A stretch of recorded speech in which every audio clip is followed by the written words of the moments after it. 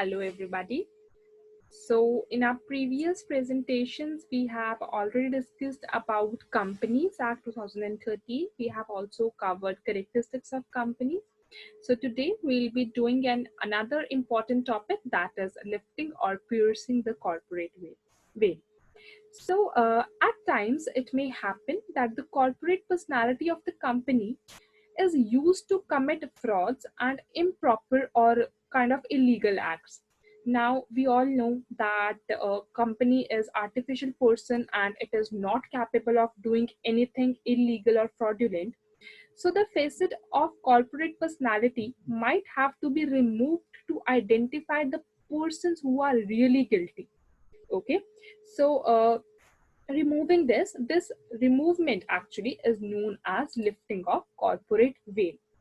Okay, it basically refers to the situation where a shareholder is actually held liable for its corporation debts despite the rule of limited liability and even of personality, or even of a separate personality. Okay, so as but now at times I have already told you that if the court feels that veil has been used for any wrongful purposes, that the people, that the members of the company are doing some wrongful action, they are following some fraudulent or oppressive kind of policy, they can ask the company to lift or pierce the corporate veil. Okay, and makes the individual liable for such acts which they should have not been done in the name of the company. Okay, so there are some certain exceptions of these principles. So the circumstances under which corporate veil may be lifted can be broadly categorized into two following heads. The very first is under statutory provisions and second is under judicial interpretation. Now, if we talk about statutory provisions, these are Section 5 of the Companies Act defines the individual person committing a wrong or an illegal act to be held liable in respect of offenses. Okay, so this section gives a list of officers who shall be liable to punishment or penalty under the expression officer who is in default, which may include a MD, managing director, or maybe a whole-time director. Okay, so the very first is reduction in membership. So according to section 45, this section provides that if the members of a company is reduced below 7 in the case of public company and below 2 in the case of a private company, the company continues, and even the company continues to carry on the business for more than 6 months while the number is so reduced, every person who knows this fact and is a member of the company is liable for the debts the company contracted during that time. When we were discussing about the characteristics of company, we have already discussed that the minimum people for incorporating a public company or private company were 7 and 2 respectively. But now, if the company continues to carry on with the business with less than this number, then the person who all are responsible, who knows this fact and is a member of a company, will obviously liable for the debts of the company contracting at that time. Okay, next is investing the affairs of the company. Now in this, if management following any fraudulent or oppressive policy, then an inspector is appointed to investigate the affairs of the company.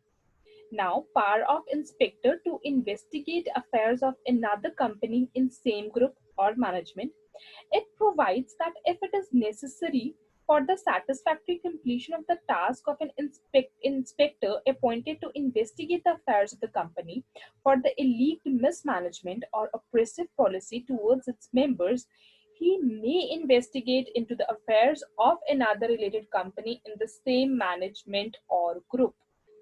If they think, okay, they think that some kind of fraudulent or oppressive policy a company is following, then the government can appoint the inspector to actually investigate that what affairs are doing, what all activities are done in the company, what affairs are going in the company.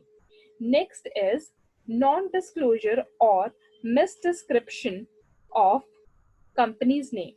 Now, under subsection 4 of section 147, an officer of a company who signs any bill of exchange, who signs hundi, promissory note, check, wherein the name of the company is not mentioned, is the prescribed manner. In the prescribed manner, such officer can be held personally liable to the holder of the bill of exchange, hundi, etc., unless it is duly paid by the company. Okay, so if you are signing any bill of exchange, if you're signing any promissory note, any check without mentioning the company name, then the person signing it will be personally liable.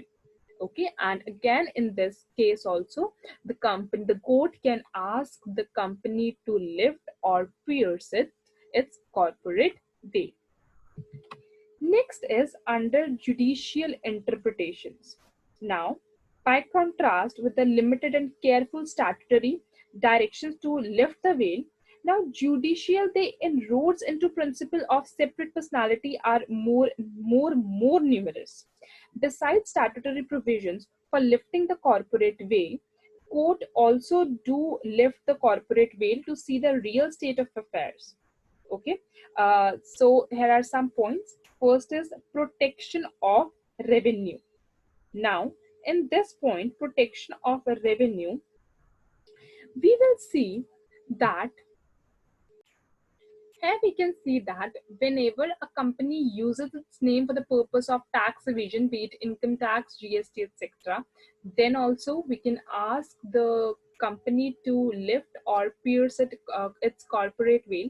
Actually, the thing is that the companies, they try to hide the actual profits, the actual revenues of the company to secure some amount. Okay, actually they do this to protect their revenues. Okay, and less they always want to pay less tax to the government, so that's why they try to hide the real scenario, the real profits of the government. Okay, so at that point of time, if the court thinks that something mischievous is, something wrong is happening, then also the court can ask the company to pierce the corporate veil. Second is prevention of fraud or improper conduct. Now we have seen, we have examples of many private companies, private insurance companies that try to defraud the creditors. They take money, they accumulate the cash within themselves, and then they try to defeat people, they try to defraud the creditors. So if the government, the court thinks that some defrauding kind of activity is taking place, then they can ask the company to pierce or lift its corporate veil. Next is determination of the enemy character of the company. Now, broadly speaking, you cannot be a business partner with the companies you are enemies with. There are, countries who are enemies to each other, so you cannot be a part, you cannot be business partners to those countries. Okay, and if the court comes to know about this, that you are being a partner to a enemy country, alien enemy country, then they can ask you to pierce or lift the corporate veil to know the real scenario of the situation. Okay, so this was all about lifting or piercing the corporate veil, and this is of utter importance in company law. Okay, I hope this is clear. Thank you and take care.